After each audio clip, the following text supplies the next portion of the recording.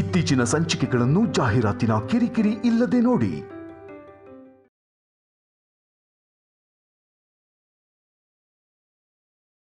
ಮಾವನವರ ಅಂದ್ರೆ ನನ್ ಗಂಡನ್ ತಂದೆ ಇವರು. ಅಷ್ಟು ದೊಡ್ಡ ಮನೆಗೆ ಸೇರಿದವ್ರ ನೀವು? ಹೌದಣ್ಣ. ಹಾಗಿರೋ ನೀವು ಹೀಗ್ ನಮ್ಮನೇಲಿ ಬಾಡಿಗೆಗಿರೋದು ಯಾಕಮ್ಮ? ಹೇಳ್ತೀನಣ್ಣ, ನಿಮ್ಗೆಲ್ಲ ವಿವರವಾಗಿ ಹೇಳ್ತೀನಿ.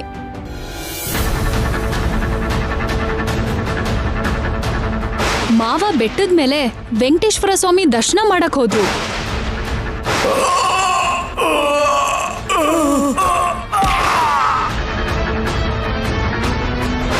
ನನ್ನ ಅರ್ಶನ ಕುಂಕುಮದ ಜೊತೆ ಆಟ ಆಡ್ತಾ ಇದೀಯಾ ಅಂತ ನನಗೆ ಪ್ರಜ್ಞೆ ಬಂದಿದೆ. ಈಗ್ಲೇ ಡಾಕ್ಟರ್ ಹೇಳಿದ್ರು ಚಾನ್ಸಸ್ 50-50 ಅಂತ. ನೀನ್ ಮಾಡಿರೋದಕ್ಕೆ, ನಿನ್ನ ಮುಖ ನೋಡೋದಕ್ಕೂ ನನಗೆ ಅಸಹ್ಯ ಆಗ್ತಿದೆ.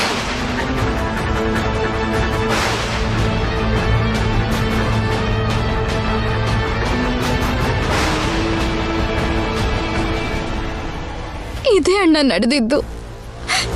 ಅದಕ್ಕೆ ನಾವು ಮನೆ ಬಿಟ್ಟು ಬಂದ್ಬಿಟ್ವಿ. ಅವತ್ ನಾನು ನಿಮ್ ಹತ್ರ ಮಸಾಜ್ ಕಲ್ತಿದ್ದು ನಮ್ಮ ಮಾವನ್ ಮಾಡಕ್ಕೆ ಅಂತಾನೆ. ಆದ್ರೆ ಐಶ್ವರ್ಯ ಅಕ್ಕನ್ಗೆ ಮಾವ ಹುಷಾರಾಗೋದು ಇಷ್ಟ ಇಲ್ಲದೆ ನಾನ್ ಮಾಡೋ ಟ್ರೀಟ್ಮೆಂಟ್ ನಿಲ್ಸಿದ್ಲು.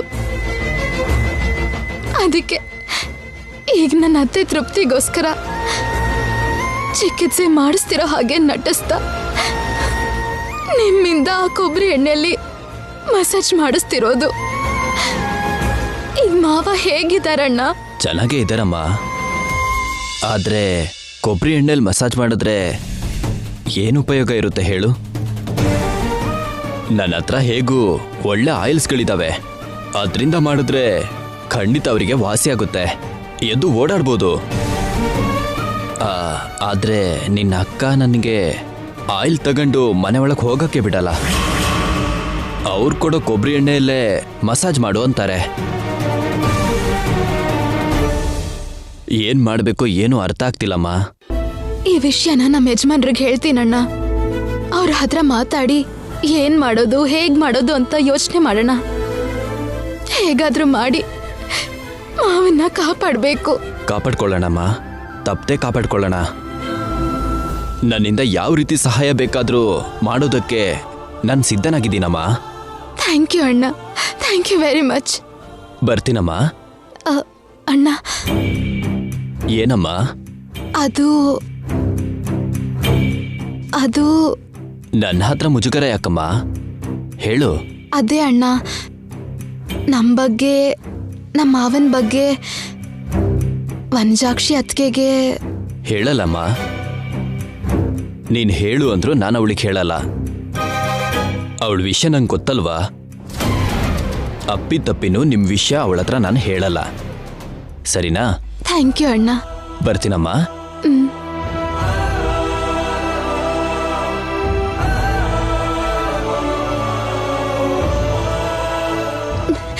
ಏನಂದ್ರೆ ನಿಮ್ಗೊಂದು ಒಳ್ಳೆ ಸುದ್ದಿ. ಮಾವ ಎಲ್ಲಿದ್ದಾರೆ ಅಂತ ಗೊತ್ತಾಯ್ತು. ಹೌದಾ? ಗೊತ್ತಾಗೋಯ್ತಾ? ಹೌದು ರೀ. ಸತ್ಯಣ್ಣ ನ್ಯಾಚುರಲ್ ಟ್ರೀಟ್ಮೆಂಟ್ ಕೊಡಕ್ ಹೋಗೋದು ಮಾವಂಗೆ. ಹೌದಾ? ಎಂತ ಗುಡ್ ನ್ಯೂಸ್ ಹೇಳ್ದೆ ಶ್ಯಾಮ. ಡ್ಯಾಡಿ ಹೇಗಿದ್ದಾರಂತೆ? ಚೆನ್ನಾಗಿದ್ದಾರಂತೆ. ಸತ್ಯಣ್ಣ ಹತ್ರ ಇರೋ ನ್ಯಾಚುರಲ್ ಆಯಿಲ್ಸ್ ಇಂದ ಮಸಾಜ್ ಮಾಡಿದ್ರೆ ಮಾವ ಆದಷ್ಟು ಬೇಗ ಹುಷಾರಾಗ್ತಾರೆ ಅಂದ್ರು. ಆದ್ರೆ ಐಶ್ವರ್ಯ ಅಕ್ಕ ಅಣ್ಣನ್ಗೆ ಆಯಿಲ್ಸ್ ತಗೊಂಡು ಹೋಗಕ್ ಬಿಡ್ತಿಲ್ವಂತೆ. ನಾವೇ ಏನಾದ್ರೂ ಒಂದು ಪ್ಲಾನ್ ಮಾಡಿ ಮಾವನ್ನ ಕಾಪಾಡಬೇಕು. ಕಾಪಾಡ್ಕೊಳ್ಳೋಣ ಶ್ಯಾಮ, ಖಂಡಿತವಾಗ್ಲೂ ಡ್ಯಾಡಿನ ಕಾಪಾಡ್ಕೊಳ್ಳೋಣ. ಇಷ್ಟು ದಿನ ಡ್ಯಾಡಿ ಎಲ್ಲಿದ್ದಾರೆ ಅಂತ ಗೊತ್ತಿಲ್ಲದೆ ತುಂಬಾ ಟೆನ್ಷನ್ ಆಗಿದ್ವಿ. ಈಗ ಅಡ್ರೆಸ್ ಗೊತ್ತಾಗಿದ್ರಿಂದ ಹೇಗೆ ಕಾಪಾಡ್ಕೊಳ್ಳೋದೋ ಯೋಚನೆ ಮಾಡಿ ನಿರ್ಧಾರ ಮಾಡೋಣ. ಹಾಗೆ ಮಾಡೋಣ. ಮೊದಲು ನಾಳೆ ಸತ್ಯ ಅಣ್ಣನ ಜೊತೆ ಅಲ್ಲಿ ಹೋಗಿ ಆ ಹೊಸ ಮನೆ ಅಡ್ರೆಸ್ ತಿಳ್ಕೋಬೇಕು. ಸರಿ ಶ್ಯಾಮ, ತಿಳ್ಕೊಳ್ಳೋಣ. ಇವಾಗ ನನಗೆ ನಿಶ್ಚಿಂತೆಯಾಗಿದೆ.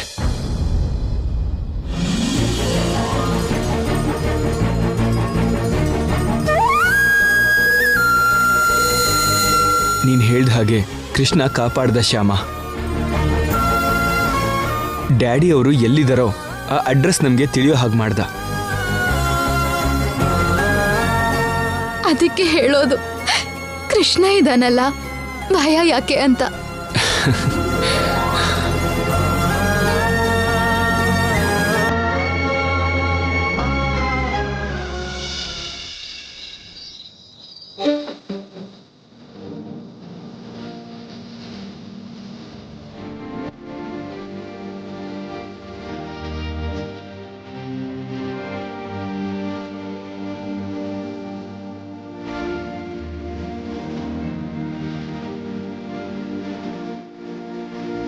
ಶ್ಯಾಮ, ಡಿನ್ನರ್ ಮಾಡೋಣವಾ? ಡಿನ್ನರಾ? ಈಗ ಟೈಮ್ ಎಷ್ಟಾಯ್ತು? 7 ಗಂಟೆಗೆ ಡಿನ್ನರ್ ಮಾಡೋದಂದ್ರೆ ಏನು? ಏನಂದ್ರೆ ಡ್ಯಾಡಿ ಅವರು ಎಲ್ಲಿದ್ದಾರೋ ಅವ್ರ ಅಡ್ರೆಸ್ ಗೊತ್ತಾಯ್ತಲ್ವಾ? ಗೊತ್ತಾದ್ರೆ ಅಂದ್ರೆ ಗೊತ್ತಾಗಿದ್ದಕ್ಕೆ ತುಂಬಾ ಖುಷಿ ಆಗಿದೆಯಲ್ವಾ? ಆದ್ರೆ ಅಂದ್ರೆ ಸಂತೋಷವಾಗಿದ್ದಾಗ ಯಾವ ಟೆನ್ಷನು ಇಲ್ದಂಗೆ ಆಟೋಮ್ಯಾಟಿಕ್ ಆಗಿ ಹಸುವಾಗತ್ತೆ, ಹೊಟ್ಟೆ ತುಂಬಾ ತಿನ್ಬೋದಲ್ವಾ? ತಿಂದ್ರೆ ಅಂದ್ರೆ ತಿಂದಾದ್ಮೇಲೆ ಬೇಗ ಮಲ್ಕೋಬೋದಲ್ವಾ? ಮಲಗಿದ್ರೆ ಅಂದ್ರೆ ಮಲ್ಕೊಂಡ್ಮೇಲೆ ಬೇಗ ನಿದ್ದೆ ಮಾಡ್ಬೋದಲ್ವಾ? ನಿದ್ರೆ ಬಂದ್ರೆ ಅಂದ್ರೆ ಇವಾಗ ನಾವು ನಿದ್ದೆ ಮಾಡಿದ್ರೆ ಆಮೇಲೆ ನಮ್ ನಿದ್ದೆಗೆಡ್ಸೋದಿಕ್ಕೆ ಮಕ್ಕಳು ಬರ್ತಾರೆ ಅಲ್ವಾ?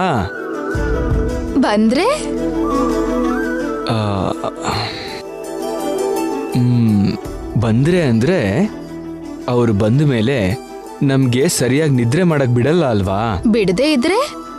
ಬಿಡದೆ ಇದ್ರೆ ಅಂದ್ರೆ ಆಮೇಲೆ ದಿನ ಬೆಳಗಾದ್ರೂ ನಮಗ್ ನಿದ್ದೆ ಇರಲ್ಲ ಅಲ್ವಾ? ಅದಕ್ಕೆ ಅಂತ ಮಕ್ಕಳಿಗೋಸ್ಕರ ಬೇಗ ತಿಂದು ಮಲ್ಕೊಳ್ಳೋಣ ಅಂತಿದ್ದೀನಿ.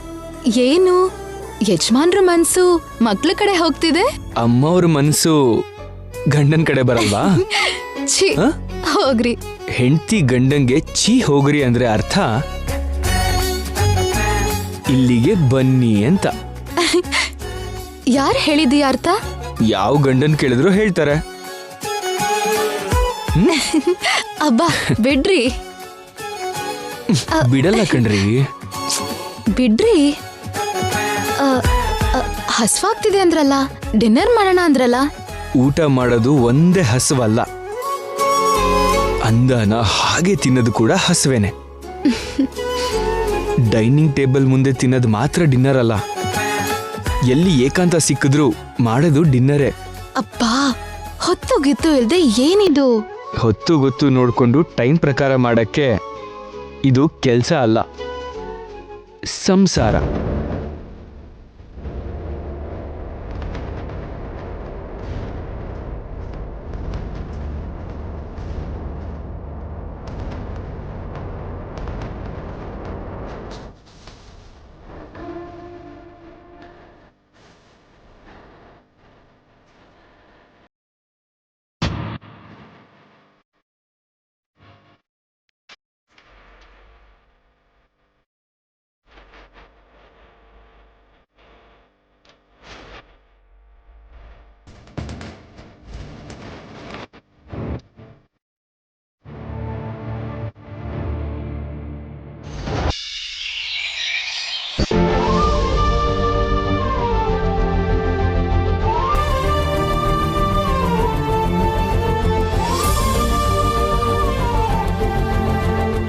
ಸತ್ಯ ಅವ್ರೆ, ಹೇಳಿ ನಿಖಿಲ್.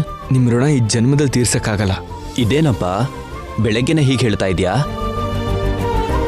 ನಮ್ ಡ್ಯಾಡಿ ಅವ್ರು ಎಲ್ಲಿದ್ದಾರೆ ಅಂತ ಗೊತ್ತಿಲ್ಲದೆ ನಾವು ತುಂಬಾ ಟೆನ್ಷನ್ ಪಡ್ತಿರೋ ಟೈಮಲ್ಲಿ ಅವ್ರ ಅಡ್ರೆಸ್ ಹೇಳಿದ್ರಿ. Thank you very much. ನಮ್ಮಲ್ಲೇ ಥ್ಯಾಂಕ್ಸ್ ಯಾಕಪ್ಪ? ಅಣ್ಣ, ನಾವು ನಿಮ್ ಜೊತೆ ಬರೋಣ ಅನ್ಕೊಂಡಿದೀವಿ. ನನ್ ಜೊತೆನಾ? ಎಲ್ಲಿಗಮ್ಮ? ನಮ್ ಮಾವ ಇದಾರಲ್ಲ ಆ ಮನೆಗೆ. ಅಮ್ಮ ಬೇಡಮ್ಮ, ನಾನ್ ನಿಮ್ಮನ್ನ ಕರ್ಕೊಂಡು ಹೋದ್ರೆ ಇಲ್ದಿರೋ ತಲೆನೋವಾಗುತ್ತೆ. ನಾನಲ್ಲಿ ಮಸಾಜ್ ಮಾಡ್ತಿರೋ ವಿಷಯ ಯಾರಿಗೂ ಗೊತ್ತಾಗ್ಬಾರ್ದು ಅಂತ ನಿನ್ನ ಅಕ್ಕ ನನಗೆ ಸರಿಯಾಗಿ ಹೇಳಿದಾಳಮ್ಮ. ಯಾರಿಗಾದ್ರೂ ಹೇಳಿದ್ರೆ ಪರಿಸ್ಥಿತಿ ಚೆನ್ನಾಗಿರಲ್ಲ ಅಂತ ವಾರ್ನಿಂಗ್ ಮಾಡಿದ್ದಾರೆ. ಅದಕ್ಕೆ ನಿಮ್ಮನ್ನು ಕರ್ಕೊಂಡು ಹೋಗೋಕ್ಕಾಗಲ್ಲಮ್ಮ. ನಿಮ್ ಜೊತೆ ಅಂದ್ರೆ ನಿಮ್ ಜೊತೆಗೆ ಆ ಮನೆಗ್ ಬರಲ್ಲ ಅಣ್ಣ. ನಿಮ್ ಜೊತೆಗ್ ಬಂದು ಆ ಮನೆ ಎಲ್ಲಿದ್ಯೋ ದೂರದಿಂದನೇ ನೋಡ್ತೀವಿ ಅಷ್ಟೇ. ಹೌದಾ? ಹಾಗಾದ್ರೆ ಪರವಾಗಿಲ್ಲಮ್ಮ. ಯಾವುದಕ್ಕೂ ಒಳ್ಳೇದು ನೀವು ನನ್ನ ಸ್ವಲ್ಪ ದೂರದಿಂದ ಫಾಲೋ ಮಾಡ್ಕೊಂಬನ್ನಿ. ನಾವು ಮೂವರು ಒಟ್ಟಿಗೆ ಹೋಗೋದನ್ನ, ಮಾತಾಡೋದನ್ನ ದಾರಿಲಿ ಎಲ್ಲಾದ್ರೂ ಯಾರಾದ್ರೂ ನೋಡಿದ್ರೆ ಸುಮ್ಮನೆ ತಲೆನೋವಮ್ಮ. ಹೌದಣ್ಣ, ಕರೆಕ್ಟೇ. ಮೊದಲು ನೀವು ನಿಮ್ ಬೈಕಲ್ಲಿ ಹೋಗಿ, ನಾವು ನಿಮ್ಮನ್ನ ಫಾಲೋ ಮಾಡ್ಕೊಂಡು ನಿಮ್ ಹಿಂದೆನೆ ಬರ್ತಾ ಇರ್ತೀವಿ. ಸರಿನಮ್ಮ.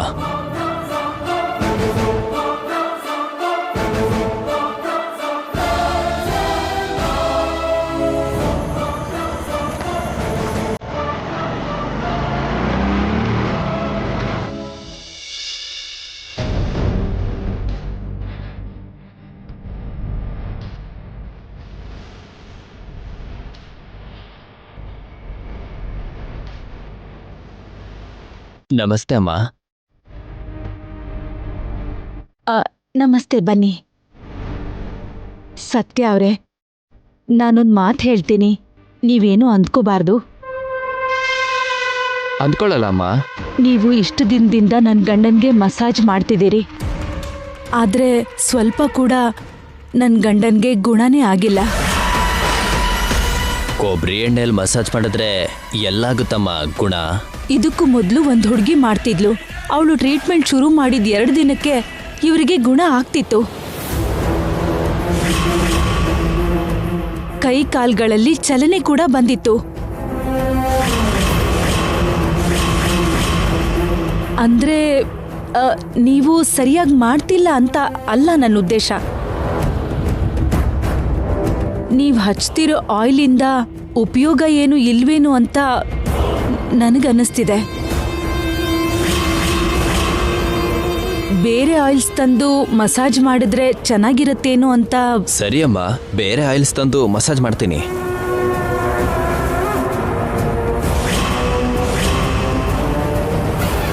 ಹೀಗೆ ಹೇಳ್ದೆ ಅಂತ ಏನು ಅನ್ಕೋಬೇಡಿ. ಅಯ್ಯೋ ಪರವಾಗಿಲ್ಲಮ್ಮ. ಏನೇ ಆದ್ರೂ ಸರ್ ಬೇಗ ಗುಣ ಆಗೋದಲ್ವಾ ನಮಗೆ ಬೇಕಾಗಿರೋದು.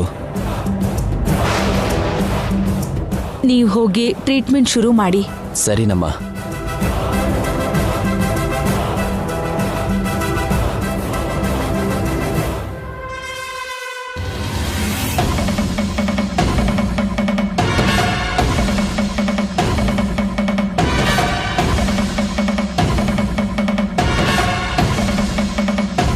ನಮಸ್ತೆ ಸರ್. ಈ ಕೊಬ್ಬರಿ ಎಣ್ಣೆಯಿಂದ ಎಷ್ಟೇ ದಿನ ಮಸಾಜ್ ಮಾಡಿದ್ರೂ ಏನೂ ಉಪಯೋಗ ಬರಲ್ಲ ಸರ್. ನಿಮ್ಮ ಮನೆಯವ್ರೇನೋ ಬೇರೆ ಆಯಿಲ್ ಬೇಕು ಅಂದರು. ನಿಮ್ಮ ಸೊಸೆ ನೋಡಿದ್ರೆ ಇದೆಲ್ಲ ಒಪ್ಪಲ್ಲ. ಏನು ಮಾಡಬೇಕೋ ಏನೋ. ಈ ಕೆಲಸ ಎಲ್ಲ ನನ್ನ ಹೆಂಡತಿಗೋಸ್ಕರ ಮಾಡ್ತಿರೋದು ಸರ್. ಅವಳಿಗೆ ದುಡ್ಡಿನ ಹುಚ್ಚು. ನಾನು ಏನಾಗ್ತೀನೋ ಏನೋ.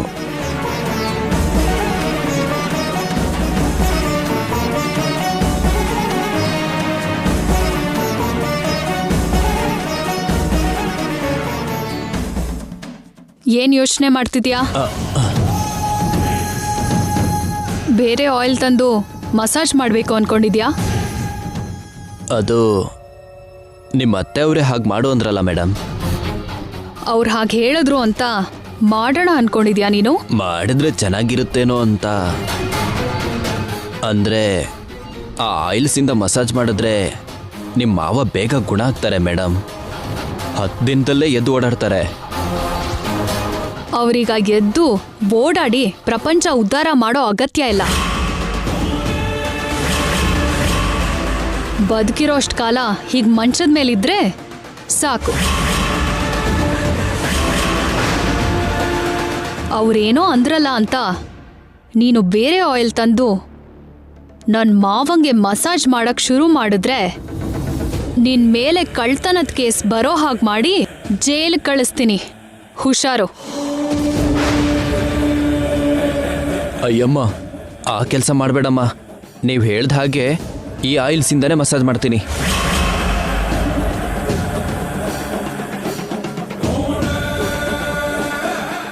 ನೀವ್ ಕಣ್ಣೀರ್ ಹಾಕೋದ್ ಬಿಟ್ರೆ ಏನು ಮಾಡಕ್ಕಾಗಲ್ಲ ಮಾವ. ಸತ್ಯ, ನಿನ್ ಫೋನ್ ಒಂದ್ಸಲ ಕೊಡು.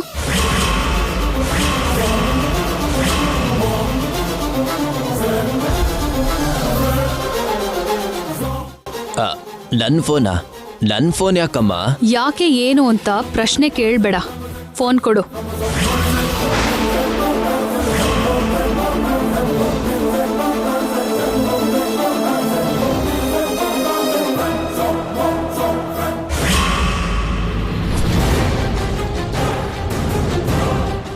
ಈ ಫೋನಲ್ಲಿ ಇವ್ರ ಫೋಟೋ ಇದೆಯಲ್ಲ, ಇವ್ರು ನೋಡಿದ್ರೆ ನನ್ನ ಕತೆ ಮುಗೀತು. ಏನ್ ಯೋಚಿಸ್ತಾ ಇದ್ಯಾ? ಕೊಡು.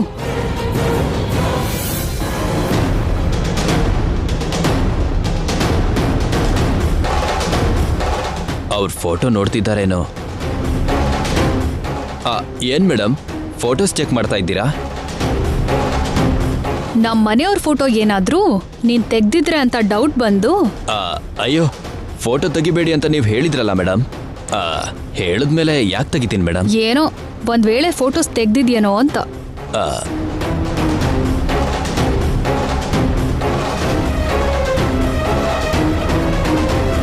ಓಕೆ, ಫೋಟೋಸ್ ಏನಿಲ್ಲ. ಫೋಟೋ ಏನು ಇಲ್ವಾ? ಇವ್ರ ಫೋಟೋ ಅದ್ರಲ್ಲಿ ಇತ್ತಲ್ವಾ? ಏನಾಗೋಯ್ತಪ್ಪ? ಬೇಗ ಮಸಾಜ್ ಕೆಲಸ ಪೂರ್ತಿ ಮಾಡು, ನಿನಗೆ ಪೇಮೆಂಟ್ ಕೊಡ್ತೀನಿ. ಸರಿ ಮೇಡಮ್.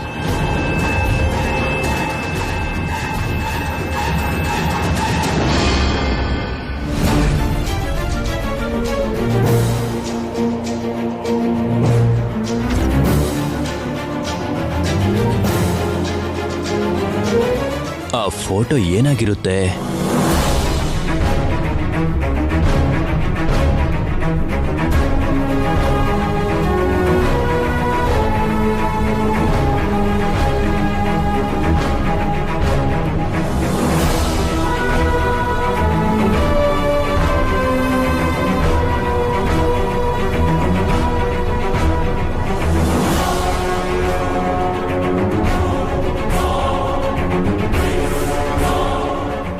ತಗೋ ನಿನ್ ಪೇಮೆಂಟ್.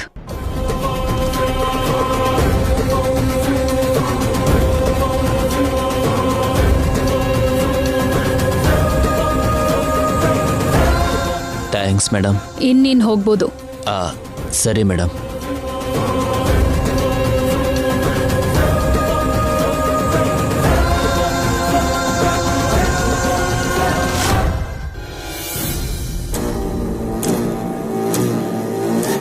ಏನ್ ಮಾವ, ಇನ್ನೂ ನಿಮ್ ಕಣ್ಣೀರು ಖಾಲಿ ಆಗಿಲ್ವಾ? ನಾನ್ ಮಾತಾಡೋ ಪ್ರತಿ ಮಾತು ನಿಮ್ಗೆ ಅರ್ಥ ಆಗ್ತಿದೆ ಅಂತ ನನಗೆ ಯಾವತ್ತೋ ಗೊತ್ತಾಗಿದೆ ಮಾವ. ಆದ್ರೆ ನಿಮ್ಗೆ ಒಳ್ಳೆ ಆಯಿಲಿಂದ ಮಸಾಜ್ ಮಾಡಿಸಿದ್ರೆ ನೀವು ಬೇಗ ಗುಣ ಆದ್ರೆ ನನಗೆ ಪ್ರಾಬ್ಲಮ್ ಅಲ್ವಾ? ನನಗ್ ಪ್ರಾಬ್ಲಮ್ ಆಗದೆ ಇರಬೇಕು ಅಂದ್ರೆ ನೀವು ಇದೇ ತರ ಪ್ರಾಬ್ಲಮ್ಸ್ನ ಫೇಸ್ ಮಾಡಬೇಕು. ದಾರಿ ಇಲ್ಲ, ಅನುಭವಿಸಿ.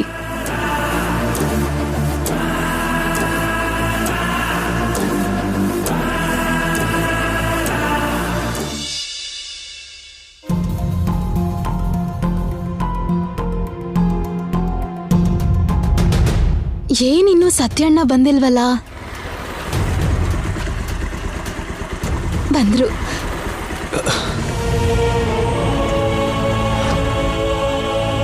ಸತ್ಯ ಅವರೇ, ಬನ್ನಿ, ನಿಮಗೋಸ್ಕರನೇ ಕಾಯ್ತಾ ಇದ್ವಿ. ಮನೆಯೆಲ್ಲ ಪೂರ್ತಿ ಅಬ್ಸರ್ವ್ ಮಾಡಿದ್ರಾ? ಮನೆ ಒಳಗಡೆ ಹೋಗೋದಕ್ಕೆ ಎಷ್ಟು ದಾರಿ ಇದೆ ನೋಡಿದ್ರಾ? ಅವ್ರಿಗೆ ಗೊತ್ತಾಗ್ದೆ ನಾವು ಒಳಗಡೆ ಹೋಗಿ ಬರೋ ದಾರಿ ಏನಾದರೂ ಇದೆಯಾ? ನೋಡಿದ್ನಪ್ಪ, ಮನೆ ಎಲ್ಲ ನೋಡಿದೆ. ಆ ಮನೆ ಹೇಗಿದೆ ಅಂದ್ರೆ